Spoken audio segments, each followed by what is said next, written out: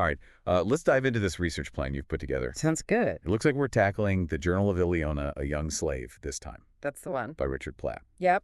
So this book, it's framed as the Diary of Iliona, this young Greek girl living in ancient Rome around 107 AD. Give or take. So I'm really curious to hear your take on how this kind of source material can help us get a handle on Roman life back then. Well, I think the real hook here is that we're seeing Roman society through the eyes of a child. Yeah. You know, someone who's experiencing everything firsthand. Absolutely. And it's that immediacy that really sets this apart from maybe like a dry historical text. A very different way in. Exactly. So what's the mission for this deep dive? Well, What are we looking to really pull out from this book? okay, so essentially we're trying to extract those core insights into Roman life. Yeah. You know, the nitty-gritty of what it was like to live back then. Right. But also to understand Iliona's journey as a young enslaved person, and all of this as seen through her diary entries. That's right. So we'll explore who she is, Okay. the major events that shape her life, Yeah. and those bigger themes the book touches on. And you're looking for a way to gain knowledge quickly, Efficiently, but thoroughly. but thoroughly. Exactly. And it seems like Iliona's firsthand account. It's a really direct route It is. into this fascinating historical period. It is. Yeah. Absolutely. It's like a fast track in a way. I mean, personal narratives like this, even when they're fictionalized, Oh, absolutely. they can be so powerful for connecting with the past. Right. I mean, they help us move beyond just like the facts and figures. It humanizes it. Yeah, You get a sense of individual experiences exactly. within a particular time and place. So let's start with Iliona herself. Okay. She is the voice of this story, right? Right. About 12 years old. Yeah. About that age. Greek by origin. Uh-huh. And it's her diary entries Those are the heart of the book. that tell the entire story. Yep. Her words guide us through everything. Now, the book opens with her traveling with her family. They're headed to Egypt, Okay, to Egypt. which in itself is a whole other journey to think about. I know, right? But it's important to keep in mind that everything that follows, Yeah, it's filtered through the eyes and emotions of this young girl. right. I mean, a 12-year-old's understanding of the world, Oh, absolutely. it's going to be quite different from ours, Totally. right? And the fact that it's in diary form, That's what makes it so engaging. I think so too. You know, Yeah. you're essentially experiencing Roman life right alongside her, You're there with her. almost in real time Yeah. as she's recording her observations and feelings. It's such an intimate way to encounter history. It really is. But it's also worth considering. You know, even though it's presented as a genuine diary, Right. it is a work of fiction. It is.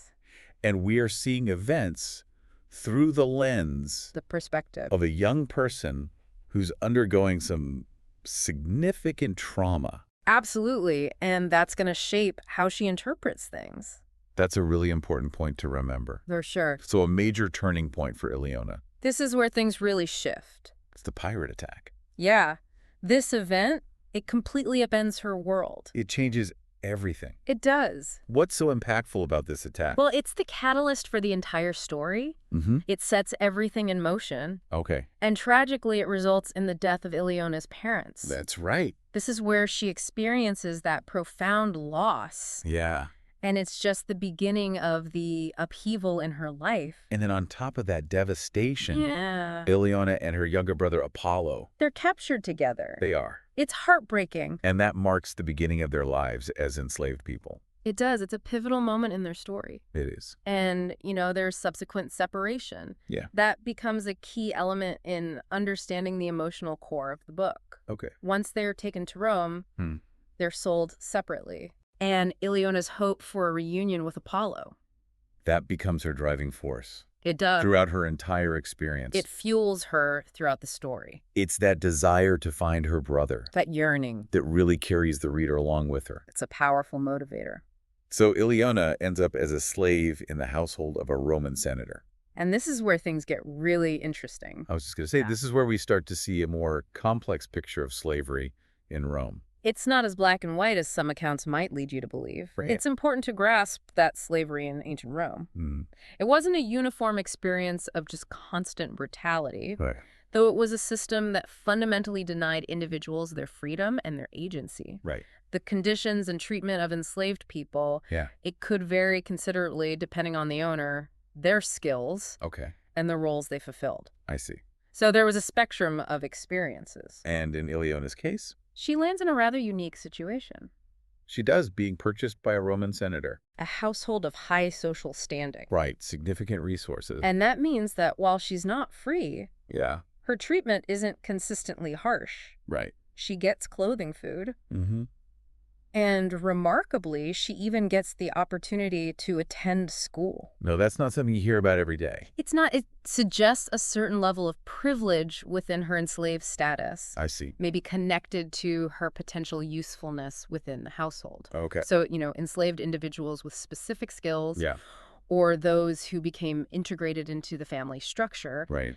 they sometimes experience conditions that were different from those in more physically demanding forms of labor. Gotcha.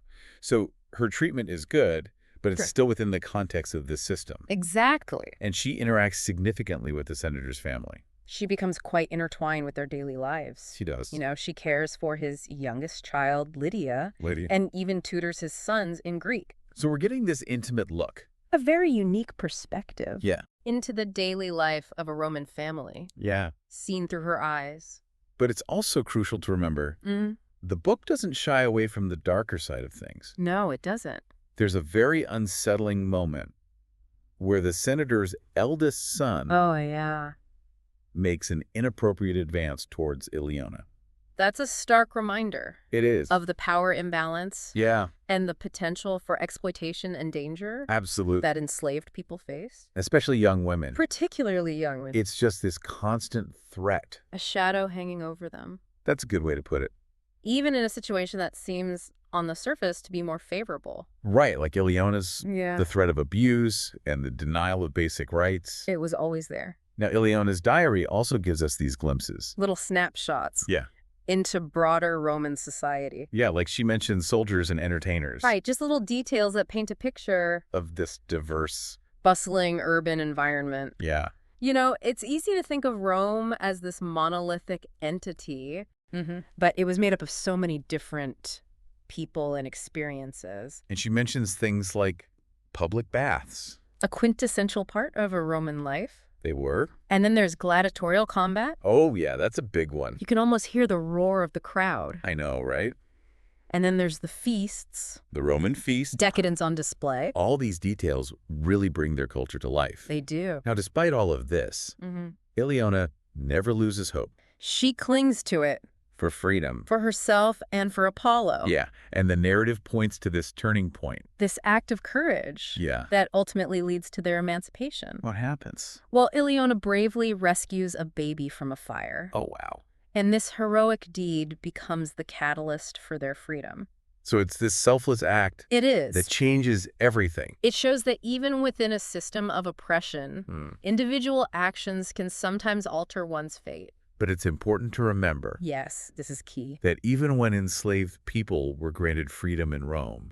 It wasn't always a clean break. Okay. There were often still obligations and ties to their former owners. I see. So, full autonomy wasn't always immediately achieved.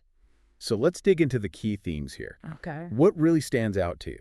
Well, obviously, slavery in ancient Rome is a central one. For sure. But the book offers this nuanced perspective. Yeah. It highlights that while individual experiences could differ, Right. the lack of freedom, the lack of agency, and that ever-present threat of exploitation, It was always there. those were defining characteristics for those who were enslaved. And then there's this theme of resilience and hope.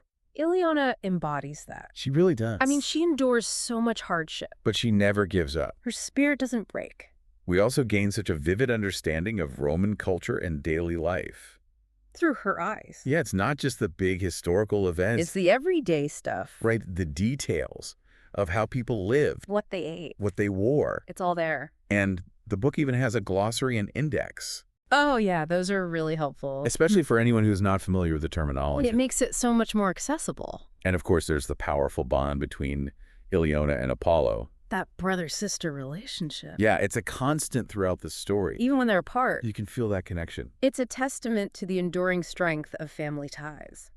So for listeners who are eager to delve deeper, There are definitely other avenues to explore. Richard Platt has written other historical fiction books. He has. In this same diary format. Yeah, like Castle Diary, the Journal of Tobias Burgess. Okay, medieval times. Yeah, and Pirate Diary, the Journal of Jake Carpenter. Oh, that sounds fun, pirates. It's a good one. And there's a parallel to the American Girl historical fiction series. Those are classics. They are. Young protagonists navigating different historical eras. Exactly. It's a familiar format. For those who want to stick with Roman adventures, Oh, there are some great options. there are Detectives in Togas by Henry Winterfield. That's a fun one. And the Roman Mystery series by Caroline Lawrence. Starting with The Thieves of Ostia. Yeah. Those are great for immersing yourself in that world. And then there are more general historical fiction recommendations. Like The Golden Bull, a Mesopotamian adventure. Okay. Tales from the Odyssey. Oh, I love the Odyssey. That's a classic. And Where's the Colosseum? That's a good one for younger readers. And for anyone specifically interested in Roman slavery. Spartacus, the Roman liberator of slaves. That's a powerful story. It is. So now let's talk about the author himself. Okay. Richard Platt, A British author. known for his children's books. Yeah, both nonfiction and historical fiction. He's got quite a range, He does. but he's got a real knack for bringing history to life. He does, especially for younger readers. The Journal of Iliona is a great example of that. Absolutely. And he's also known for his collaborations with Stephen Beastie. Oh, yes. The detailed cross-section illustrations. Those are incredible. They are. They make those historical settings so tangible. I remember being fascinated by those as a kid. Me too. And it's worth noting Mm-hmm. that Platt's work has received awards. Yeah, it speaks to the quality and the appeal of his storytelling. It does. He's made a real contribution to children's literature. So what does this all mean for our listeners? Well, The Journal of Iliona. it's a compelling entry point into understanding life in ancient Rome. It is. And it does it through this deeply personal lens. Yeah. You know, it highlights the everyday realities, but Mm-hmm. also that enduring human capacity for hope, And resilience. even in the face of really tough circumstances. But here's where things get really interesting. Okay. Well, Iliona's story gives us this one perspective on slavery. Right. It's so important to remember Mm-hmm. that the experiences of enslaved people in ancient Rome, They were incredibly diverse, they were. shaped by a multitude of factors. So this book, It's a great starting point, it is. but it should also spark further exploration into the Definitely. complexities of this institution. Yeah. And the wide range of experiences. Of those who lived under it. Exactly. What other questions does Iliona's journey raise for you about the past? It's a great question to ponder.